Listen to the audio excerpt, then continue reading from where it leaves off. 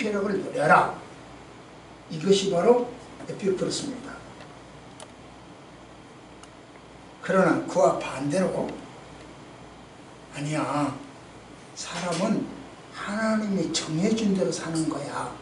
이성적으로 살아가는 거야. 그 운명이 따로 있어. 이게 스토아입니다. 두 개가 상당히 다르죠? 그들의 철학은 그래요. 그 상황 속에서 어떻게 해야 될 건가 하는 문제입니다. 우리나라 행정수, 서울이 모든 서울의 나라의 중심이었지만 지금은 행정이 세종으로 갔어요. 미국이 워싱턴이 정치의 중심지만 뉴욕은 경제의 중심지예요. 미국 사람 앞에서 미국 아는 척 안 하는 것이 맞는가 모르겠는데 그렇습니다. 이렇게 로마도 당시 로마도 정치는 로마였었지만 로마 제국에서 로마였지만 모든 학문의 중심은 문화의 중심은 아덴이었어요. 그런데 아덴에는 그 두 종류, 에피쿠로스와 스토아 그 두 종류의 쾌락, 인생은 즐기자, 이게 최고의 덕이다 라고 하는 생각과 아니야, 이성적이야, 그리고 저기야 합리적이고 정해진 운명대로 살아가야 되는 거야 라고 하는 스토아 철학이죠. 이런 도시에 종교는 어땠을까? 종교는 다신론이었어요. 모든 게 신이다. 제가 가끔 이야기하죠. 힌두교 3억 3천의 신이 있다. 그렇게 이야기를 하죠. 네팔 인구가 3천만이요. 그런데 신은 3억 3천이다. 그런 이야기를 했죠. 다신론이에요. 범신론이야. 모두가 다 신이야. 범신론이야. 그런데 아이러니컬하게도요. 신이 없다고 하면 또 무신론도 있어. 그러니까 이 아덴이라고 하는 도시는 철학적으로 이상하게 엉켜져 있고 종교적으로도 엉키고 뒤죽박죽이요. 그래서 절대가 없어. 이것도 그이고 이것도 그이고 이것도 그이야. 절대가 없어. 인본주의요. 그러한 사람들에게, 아덴 사람들에게 바울은 뭐라고 증거를 해야 되나 그래요. 뭐라고 복음을 전할 수 있었겠느냐 그러냐.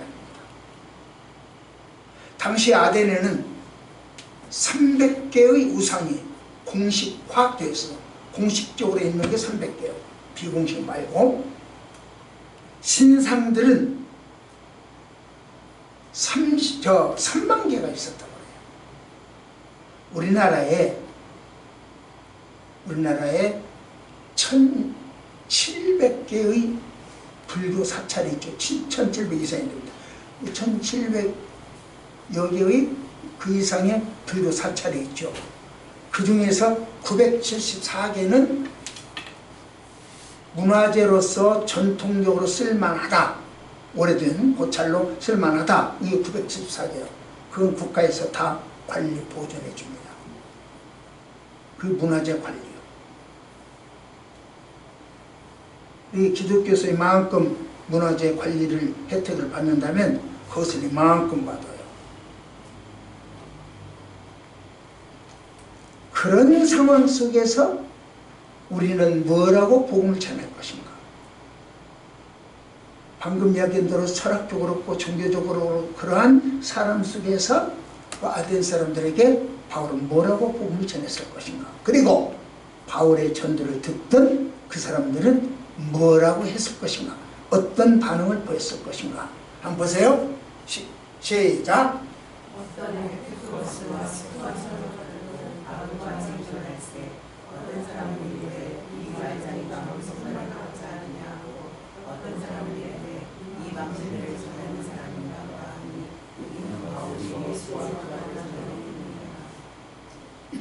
스토아 철학 그 당시 철학 대표하는 사람들이 바울하고 논쟁을 해. 근데 못 이겨 먹겠어. 그러니까 뭐라고 이야기하냐면 이 말쟁이 이러고 이야기해버립니다. 말쟁이다 그렇게 이야기해버려요. 말쟁이. 못해먹겠다. 기독교인들을 갖다가 말쟁이라고 합니다. 말로 대답 못하겠다 그렇게 이야기하죠. 저기 또 특별히 이단들 같은 경우는 그렇게 이야기를 하죠. 말쟁이라고 그러죠. 말을 많이 한다고. 그래서 앞뒤가 없는 말을 갖다 놓으니까 그러니까 말쟁이다 그렇게 이야기를 하죠. 근데 이 바울을 갖다가 그렇게 본 거예요. 말쟁이로 본 거예요. 그리고 이 그 중에 하나가 왜 말쟁이라고 하냐면 그 중에 하나가 육체적으로 죽은 사람이 어떻게 부활하냐. 이건 보지도 못하고 듣지도 못한 소리다. 정말 말쟁이가 말꼬리를 잘 붙인다. 이렇게 붙여 이야기했어요. 그 다음 볼까요? 시작.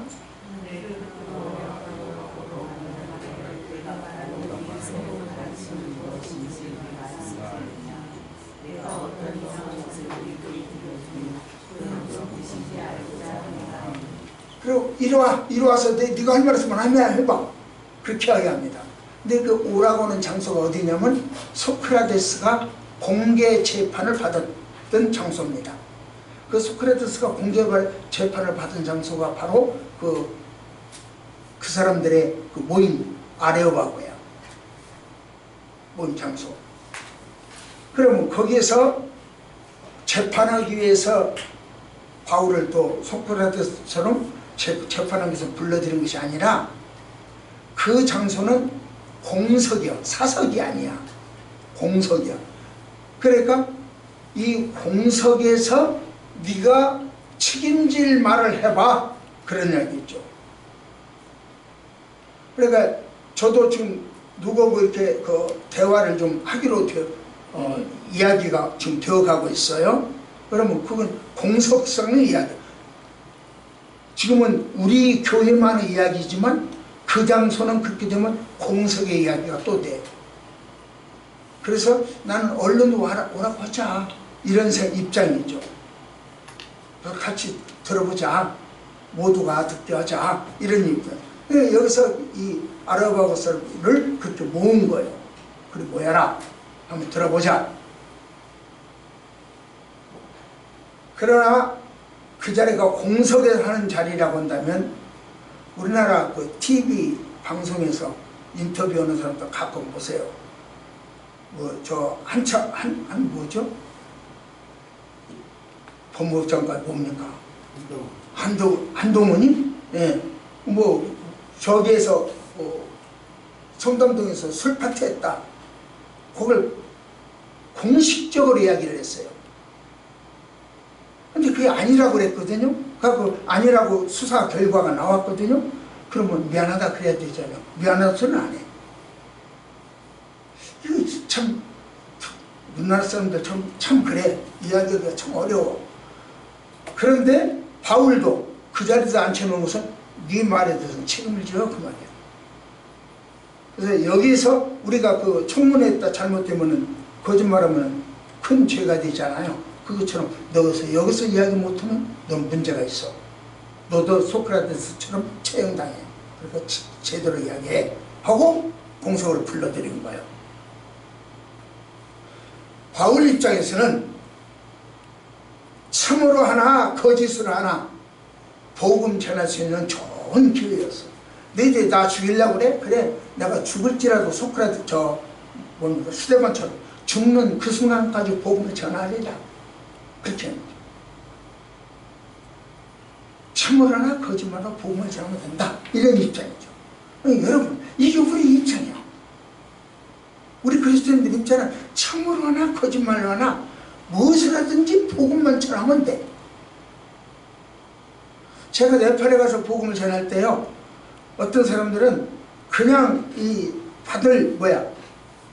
얼마 좀 도움받기 위해서 여러분들이 염소 한 마리 주면 그 염소 또 여러분들 헌금 가지고 헌금 그걸 도움받기 위해서 그냥 있는 대로 이야기를 해버려요. 그리고 책임은 전혀 안 져요. 그럼에도 불구하고 이야기를 할 수 있는 것은 참으로 하나 거짓말로 하나 나는 복음만 전하면 되니까 듣든 아니든 그분과 하나님과의 관계예요. 그분과 나의 관계는 전하는 일이요. 그분과 하나님 관계는 듣든 안 듣든 그분의 문제고. 그러니까 그냥 전하기만 해.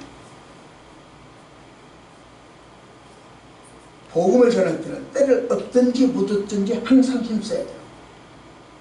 그런데 궁금해요. 왜 철학자들이 말쟁이라고 했을까?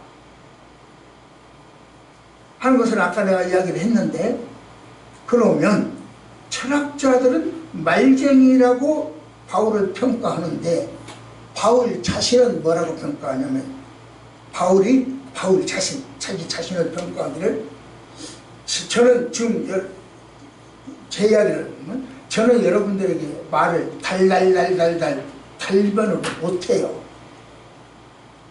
나는 그렇게 생각하고 있어요. 그런데 여러분들은 뭐라고 평가하는지는 몰라.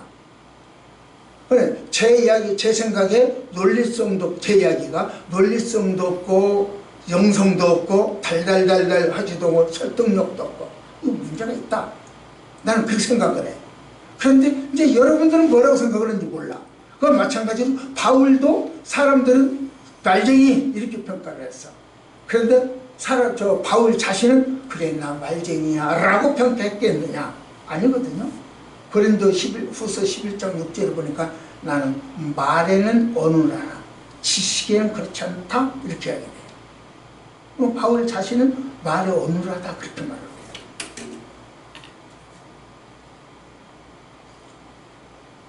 그러니까 바울의 이야기와 자신과 주변의 평가가 달라요. 그게 그거.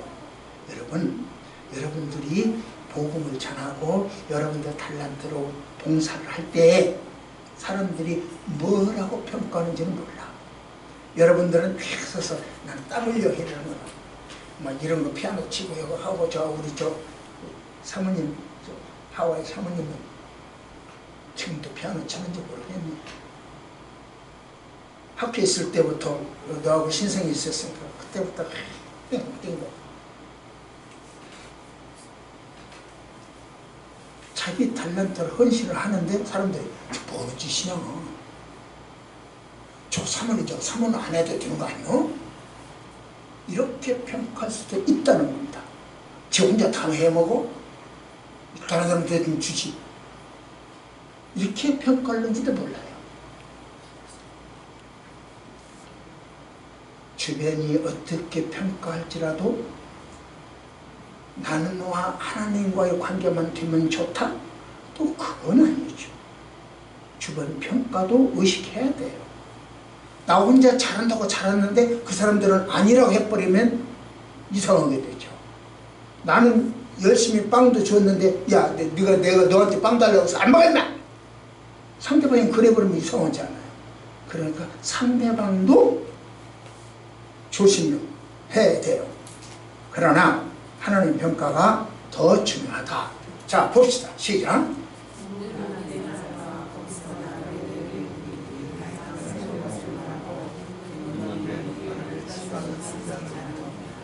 그 사람들은 밥 먹고 할 일 없이 아니고 밥 먹고 할 일이 거기에 모여서 새로운 것을 탐구하는 거야. 학문 탐구야. 아주 깊게 탐구를 해. 밥 먹고 그것만 하니까. 그래서 당시 세계를 지배하는 문화를 뽑혔을 것입니다. 그래요. 우리가요, 한 가지 진념을 갖고 거기 치중하면 반드시 꽃을 피워요. 여러분들이 저를 어떻게 평가하는지는 몰라도 저는 한 가지 진념하는 것이 꼭 있어요. 이것만은 제가 놓치지 않고 한다 하는 게 있어요. 여러분들이 평가는 어떨지 몰라 저한테는 그래요. 근데 지금 그것이 꽃을 활짝 폈냐? 피우진 않았어. 못했어. 그럼에도 불구하고 저는 반드시 그 꽃은 피운다 생각을 해요. 혹시 연초에 다짐했던 꿈들이 작심삼일로 물거품이 되지 않았습니까? 연초에 이러고 저러고 송구 영신 예배 때부터 다짐했던 것들이 다 지금 잃어버리지 않았습니까?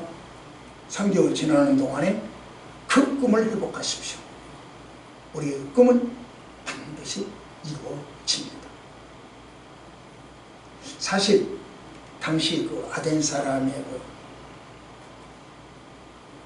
사고 구조가 사변적이고 철학적이고 종교적으로는 매우 아까 이야기한 대로 혼탁스러웠어요. 그러니까 바울은 저런 사람들에게 도대체 내가 뭐라고 복음을 전해야 되느냐 걱정거리도 됐을 듯 합니다. 그게 장애거리도 됐을 듯 합니다. 그러나 바울은 이런 상황에 좌절하지 않았어요. 무너지지 않았어요.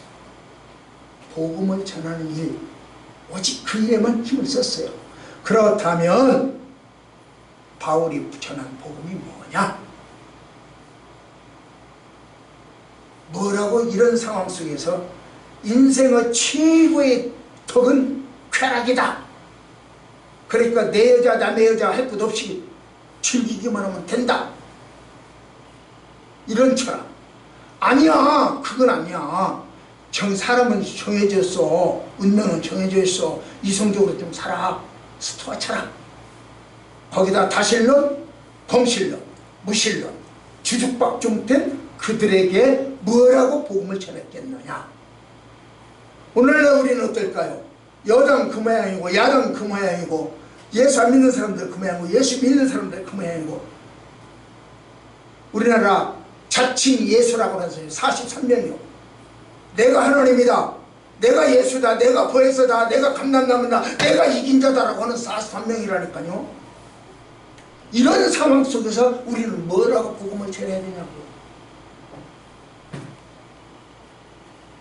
자, 봅시다. 시작.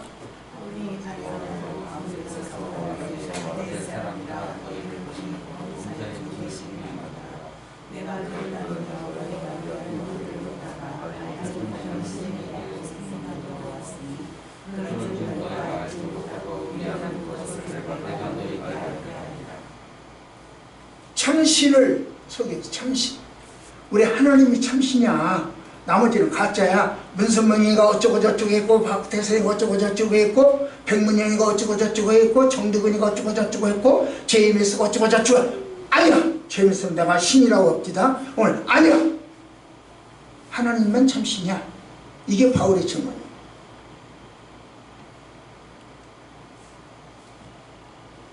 바울은 아덴 사람들이 종교성은 강하나 미신적이다 그렇게 이야기를 해요. 너희들 종교성 좋아. 미신적이요. 너네들 진리를 탐구하는 그 정신은 좋아. 그러나 그게 단점이야. 도리어. 신천지 사람들도 그래요. 굉장히 열광적이에요. 그 칭찬할 만해요. 그들의 전도 섭이라고 하는데 전도 노력을 칭찬할 만해요. 그러나 잘못된 부분, 이거 미신적이다고 여기고 바울은 이야기를 했는데 저는 그 미신적이라고 이야기하는 보다는 문제가 있다. 바울은 혈혈단신으로 이방 문화의 큰 중심에 서서 혼자 외쳤어요. 설파를 했어요. 아덴 사람들은요 모든 신들을 잘 섬기려고 했어요. 그 신이 많다고 그랬죠? 그 많은 신들을 다 잘 성심성의껏 섬기려고 노력을 했어요. 그런데 가만히 생각해보면 걱정이 있어. 무슨 걱정이냐면 야 이러다가 이 신들 중에 내가 빠진 신이 있으면 어떡하지? 이런 생각. 제가 저 네팔에는 또 밀림지대가 있어요. 산악지대도 있지만 밀림지대가 있어요. 밀림지대 가서 복음을 전하면서 어쨌든 저쪽에서 그 집에 침실에 우리말로 안방에 이 신이 5개가 있어요. 5 신상을 만들어 놓고 이런 신 저런 신 섬기더라고요. 그래서 여저저저 그걸 다 철거 내 손으로 들고 나왔어요. 그랬더니 나오니까 그 사람 그 주인이 옥수수 이렇게 소복하게 싸놨는데 그 뒤에 있는 저것도 신이라고 그러더라고요. 그리고 그것까지 들고 나와서 처리를 한 적이 있어요. 그처럼 자기도 모르는 신이 있지 않으면 어떡하냐? 이런 생각이에요. 자기도 모르는 신. 그래서 애다 내가 모르는 신 있으면 그한테도 빌자. 그래서 알지 못하는 신에게 라고 하는 거예요. 그럼 봅시다. 시작.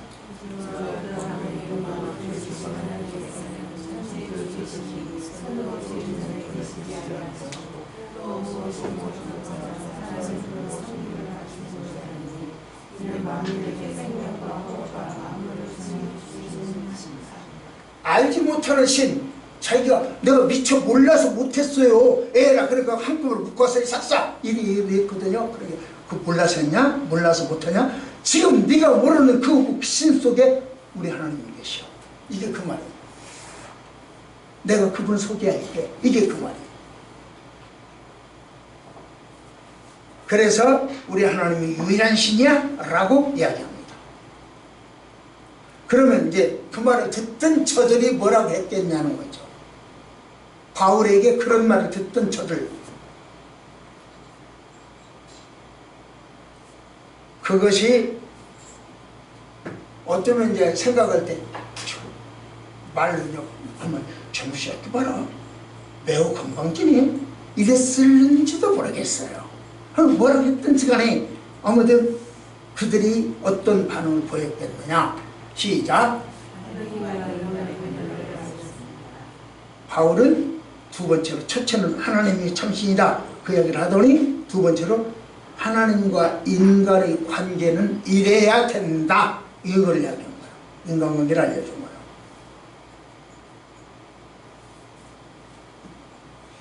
아덴 사람들은요, 자기들이 아티카, 그 당시에는 아티카라고 해서요, 이 자기들이 그 본토에 있는 흙으로 자기들은 지음바 창조됐대요. 그러니까 본토 아닌 저 다른 데 사람들하고는 차원이 다르대요. 자기들은 본토 흙으로 만들어졌고, 저 다른 데 사람은 그쪽에 있는 흙으로 만들어졌으니까 굉장히 월등하다 하는 자부심이 있었어요. 오늘날 유대인들이 우리는 선민이야 하고 월등하다 이렇게 자부를 갖고 있듯이 바울은 그렇게 자부를 가지고 있었어요. 제가 지난번에 크루즈 여행을 갔을 때 영국 배를 타고 갔기 때문에 영국 사람들을 많이 만나는데, 이 영국 사람은 이 헬스장에 가서 헬스를 하는데, 그래서 그에 얼마나 그 남자가, 부부가 왔는데 남자가 얼마나 나를 깡그리 무시하는지, 정말 내가 목사가 아니라면 그 자리에 싸우고 싶은, 그렇게.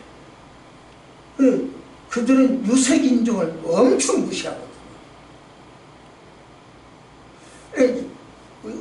우리 친구 중에 조계석 박사라고 하는 사람이 있어요. 영국에서 경제학 박사를 하는 사람인데, 이 사람이 그 얘기를 하더라고요.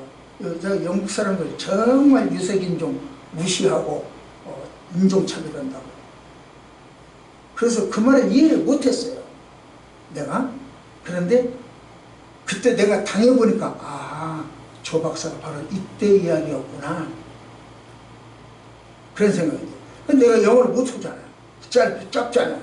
그러니까 대들 수도 없고, 알아야 대들지. 하와이에 계신 분은 대들었으면 좋았는데. 이래요. 하나님과 인간관계가 이래야 된다, 그걸 알려준 거예요. 그러니까 그 선례의식 아니야. 너희들 하나님은 하나야.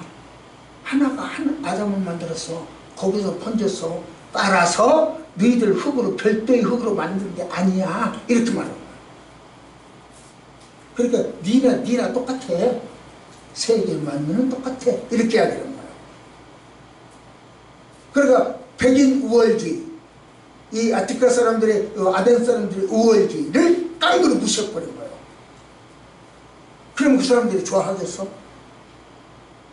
그 말을 듣던 그 사람들이 좋아하겠냐고요. 제가 그 학교 총신에 다닐 때 대학원장하고 이렇게 이야기를 나누는 기회가 있습니다. 유대인들이, 유대인 찾아갔더니 한번, 그랬더니 이렇게 팔에다가 책상 위에다 팔을 이렇게 놓고 들어오는 것 보지도 않죠. 서울에서 온 대학 교수라고 하는 것을 소개를 미리 해놓고 갔는데도 그리고 이방인들은 사람이 아니고 개요. 그들이 볼 때는 그 바리새인이고 사두개인이고 그들이 랍비야. 이런 식으로. 그러니까 그런 사람들한테 복음을 전하기가 쉽냐. 그래서 복음 전하는 것은 전투다. 목숨을 걸고 해야 된다. 이렇게 말할 수 있죠. 자, 말씀 보세요. 시작.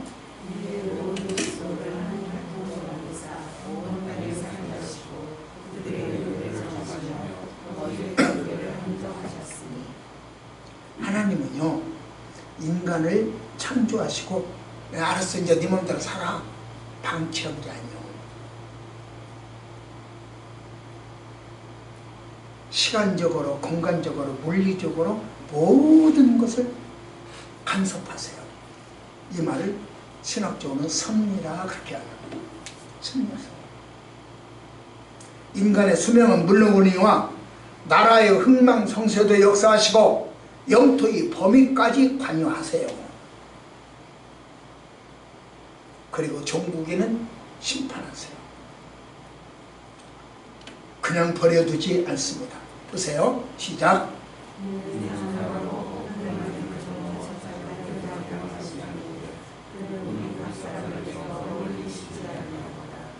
예, 더듬어 찾아 발견한 게 더듬어 찾아 현미경으로 더듬어 참고 우주선으로 더듬어 참고 논리적으로 더듬어 참고 이 더듬어 찾아야 돼요. 의사들이나 과학자들이 학문을 깊이 연구하다 보면 벽에 부딪힌답니다. 나는 그렇게 못 해봐서 모르겠는데 벽에 부딪힌대요. 더 이상 침체가 안 된대요. 아, 하나님은 계시구나. 거기서 바로 신을 발견하게 된대요.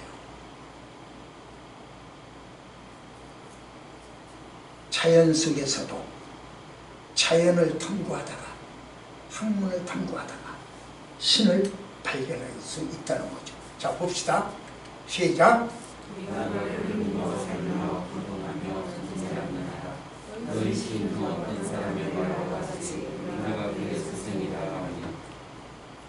이 바울은 크레타 신 저기죠 에피네스죠.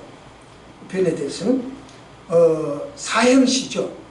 이것을 인용하면서 저들에게 복음을 전합니다. 그 이야기는 지금 우리가 쉽게 표현하면요, 그러죠. 태산이 높다 하되 다 알잖아요. 그냥 그걸 놓고 이야기를 해주면 쉽게 이해가 되잖아요. 부지런한 것을 이야기 안 하고 동창이 밝았느냐 이렇게 노고지로 지진다 이렇게 하면 쉽게 이해가 되잖아요. 효도를 이야기할 때는 심청전을 쫙 풀어주면서 효도 이야기해주면 쉽게 이해가 되잖아요. 바울이 그렇게 했어요. 그래서 이 시를 인용을 한 거예요. 무슨 말인지 지금 제가 뭘 이야기하냐고 하면 헬라어 지식을 기초로 해서 복음을 전해요. 그러나 복음을 절대로 핵심에서 잃어버리질 않아. 빗나가질 않아. 꼭 복음만 전하는 거예요. 갖다 적용을 한 거예요. 그래서 이 헬라의 모든 지식을 통달한 바울이요. 그러니까 지식에 절하지 않다. 본인이 이야기해요. 지식에 절하지 않다.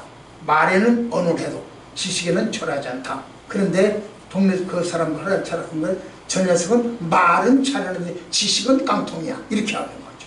바꿔서 얘기하는 거죠. 어쨌거나 돼요. 오늘날의 복음 전도자들도 학문이나 지식을 터부시면 안 돼요. 아, 목사님 설교가 이렇게 어려워요. 예화 좀 들어줘요. 예화를 들어줘야 좀 재미있죠. 지난번에 제가 한번 말씀드린 적이 있죠. 제가 그 피카소의 그 자전거, 고장난 자전거 이야기를 우리 교회에서도 한번 내가 제가 이야기를 해줬어요. 그런데 어느 교회에 헌당 예배에 가서 그 이야기를 했더니 거기 있는 사람들이 지금도 기억한다니까요. 제가 해준 이야기를 우리 교회에서는 이 기억을 우리 교회에서 하겠죠. 그런데 거기서는 지금도 기억을 해요. 그와 마찬가지로 지식 터부시할 수 없어요. 헬라어 지식, 우리 한국의 지식, 문화 터부시할 수 없어요. 따라서 지식을 모르고 문화를 모르면 설교 못한다고 봐야 돼요. 성경 문화, 이스라엘 문화 모르면 제대로 못한다, 그렇게 봐야 돼요. 그러면 이렇게 여러분들 중에 혹시 예수님 제사들이 뭐 학벌 좋아요? 이런 질문. 예수님이 학교 세웠어요? 책 폈어요? 지식을 하는 거 아니요? 기도를 하는 거요? 영적으로 하는 거요? 이렇게 대답을 하는 사람들이 있어요. 볼멘소리죠? 그러나요, 제자들 중에도 학벌이 없는 사람도 있었지만 의사도 있었어요. 누가 의사잖아요. 의사도 있었어요. 관료 출신도 있었어요. 예수님도요, 예수님 부활하시고 난 다음에 제자를 선택을, 예수님 살아계실 때 12제자를 선택을 하셨지만 부활하시고 승천하셨어도 제자를 선택을 하셨죠. 누구를 선택했습니까? 당시 최고의 학문가, 최고의 학벌을 가진 사람 바울을 선택했어요. 나처럼 못 배우고 공부 못한 사람은 안 선택했어요.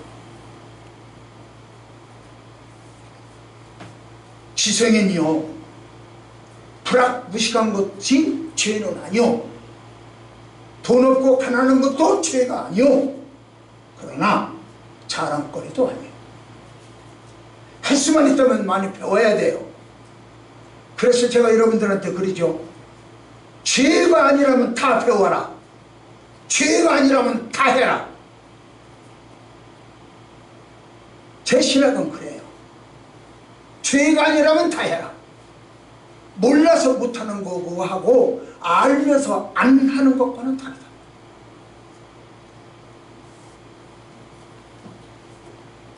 돈도 많이 버세요. 가능하다면.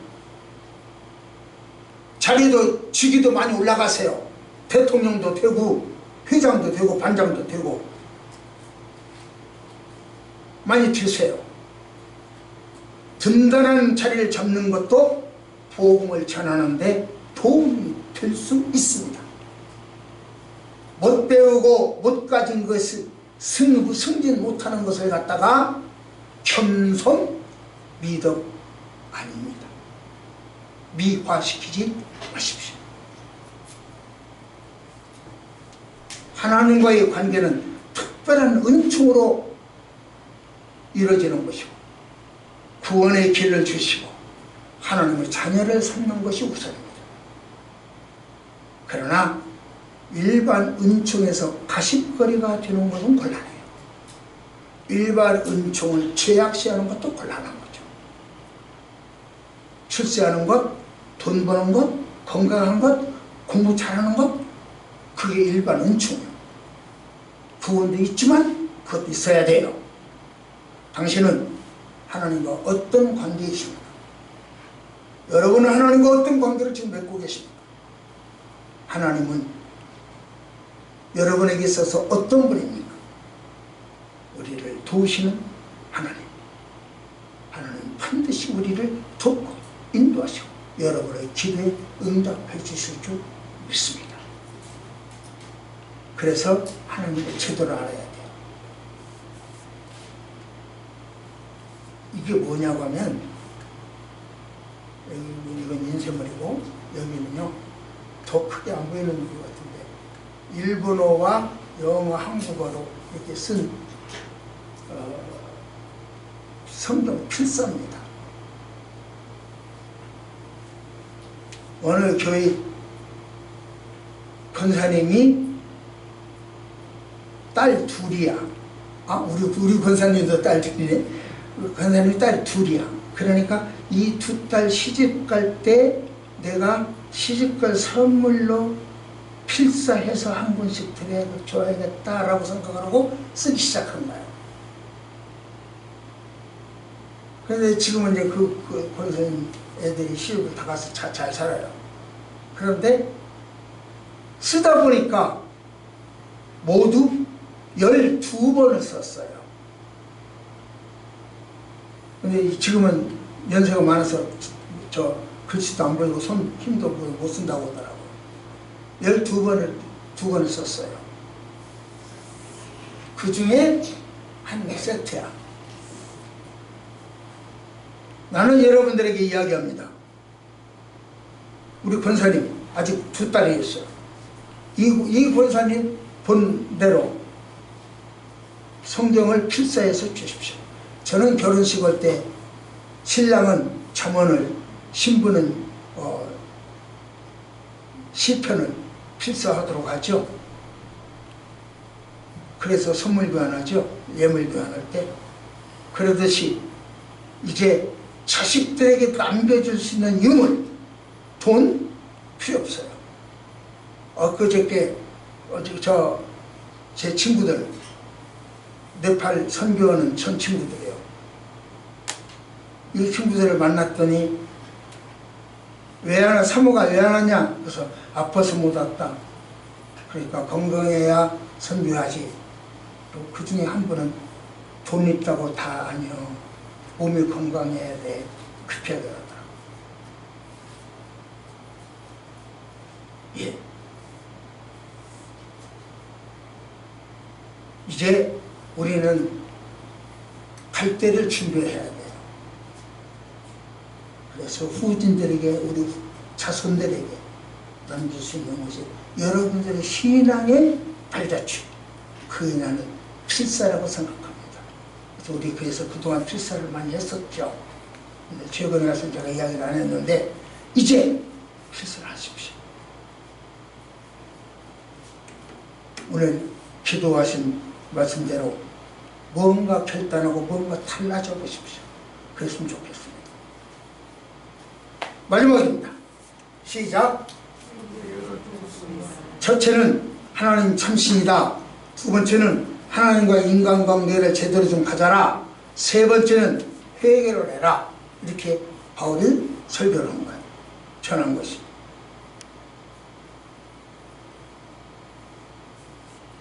물론 구원은 지식이 아니에요. 신지행 이렇게 이야기해요. 지식이 있어야 구원받는다? 계시록을 알아야 구원받는다? 아니요.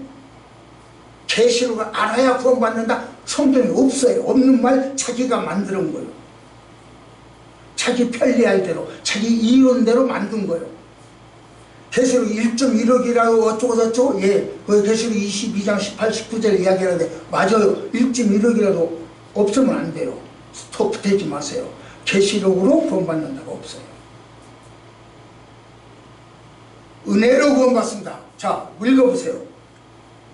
시작. 너희는 그 은혜에 의하여 믿음으로 말미암아 구원을 받았으니 이것은 너희에게 나타나지 아니하고 하나님의 선물이라. 하나님의 선물이 은혜요. 내가 계시록을 잘 알아서 구원받는다? 없어요. 은혜로 구원받아요. 하나님의 선물이요. 그러니까 계시록 22장 18, 19절을 그분은 고치는 거야. 가하는 거야. 제하는 거야. 그러니까 그분이 지옥 갈 사람이야. 이게 정답이잖아. 주 예수를 믿으라. 그러면 너와 내 집이 구원 얻으리라. 영접하는 자가 곧 그 이름을 믿는 자들은 하나님의 자녀의 권세를 주셨으니. 그렇잖아. 그래서 제대로 알았으면 그것을 회개해라. 바울이 바로 그 이야기를 하는 거예요.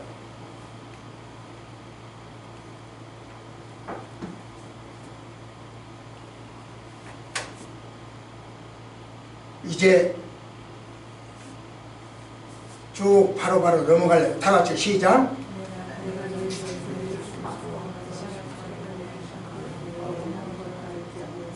바울이요, 스투아체라고 그들하고 말로 이야기를 하다 보니까 항상 문제가 생겨. 말꼬리가 생겨. 그러니까 에이 안 해야 되겠다. 그만둬야 되겠다. 제대로 안 돼. 에이 그만둬야 되겠다. 그래서 뭐만 하기로 했다? 십자가와 못 박힌 것 외에는 아예 안 되는. 요것만 해갔다. 딴 거 해봤던도 소용없다. 이렇게 하는 거예요. 그래서 이 방법을 선택. 우리가 이 안명국 목사가 예화를 잘 안 쓰고 계속 이 성경 말씀만 갖고 이야기하는 것은 다른 거 그때 듣기는 좋은데 남는 거 이거더라. 그래서 말씀이다. 이렇게 해야 돼요. 또 봅시다. 시작.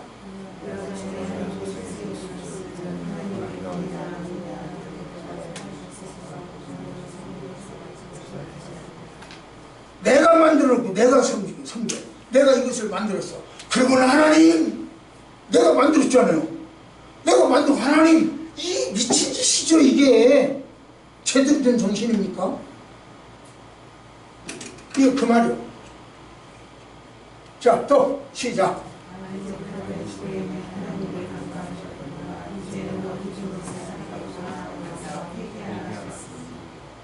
아까도 이 알지 못하는 신 이야기했죠. 내가 실수해서 빠뜨렸던 거, 내가 몰라서 못했던 거 한꺼번에 둘둘 뭉쳐서 이거 이 무덤에서 절하는 것이나 고목나무에서 절하는 것이나 똑같은 거 아니오. 이 돌부처에서 절하는 거나 똑같은 거 아니오. 바울이 그걸 회개해라. 바울의 말은 그렇게 해야 되는 거야. 그러면 그 사람들이 좋아하겠냐고. 그러니까 목숨을 내놓고 복음을 전하는 거예요. 자, 마지막 시작.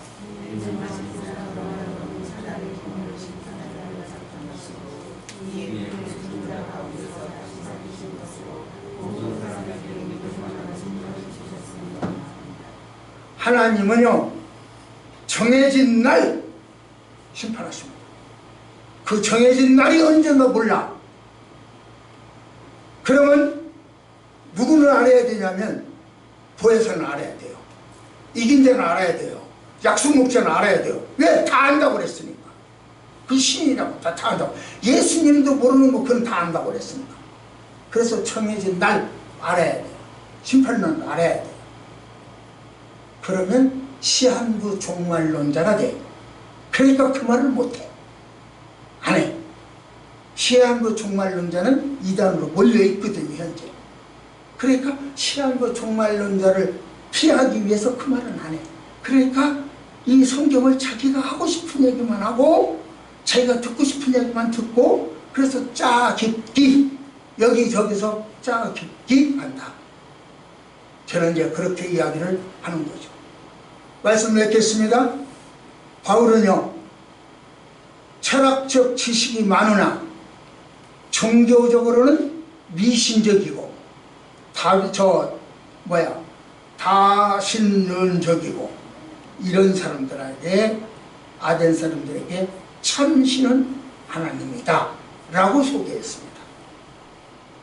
그리고 너희들 지금 하나님과 관계가 엉망이야. 너희들은 지금 귀신과 미신에게 관계가 있어. 그러니 하나님과의 관계를 알아라 하고 이야기를 했어요. 두 번째로. 마지막 세 번째로 지금까지 너희들은 이렇게 살았으니까 이제는 회개 좀 하고 이렇게 좀 해라 하고 회개를 촉구했습니다. 그렇다면